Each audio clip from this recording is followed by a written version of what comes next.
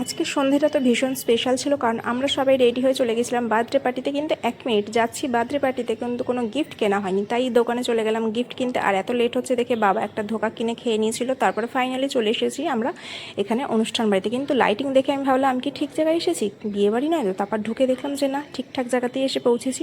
এখানে birthday party হচ্ছে। আর তারপরে তো এখানে ফুচকার স্টল বসেছিল। ফুচকা খাবো না কী করে হয় সেটা, তো আমি আর বাবা ফুচকা খেয়ে নিলাম। তারপরে ছিল ড্রাই চিলি চিকেন, সেটা খেয়ে চলে গিয়েছিলাম কিছুক্ষণ পরে খাবার টেবিলে, যেখানে একটা একটা করে আইটেম দিয়েছে। প্রথমে দিয়েছিল এখানে একটা ফিশ কাটলেট, তারপরে তার সাথে ছিল কাসুন্দি স্যালাড।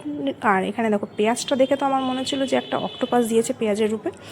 তো খাবারটা তো আমরা সবাই এইভাবে এনজয় করেছিলাম। ও হ্যাঁ, লাস্টে কিন্তু পাঁপড় মিষ্টি এগুলো আমি কিন্তু তুলতে ভুলে গেছি। আর আইসক্রিম নিয়ে আমি আর সোনাই খেতে খেতে তো বেরিয়ে পড়েছি। আর আমার শরীরটা একটু খারাপ ছিল, মানে একটু বদহজম হয়ে গেছে, কিন্তু খাওয়া ছাড়িনি। তাই জন্য একটা স্প্রাইট নিয়ে এসেছি, সেটা খেয়ে নিলাম যাতে হজমটা ঠিকঠাক মতো হয়ে যায়। আজকের ভিডিও এইটুখানি। ভালো লাগলে লাইক করো, সবাই ভালো থেকো, টাটা।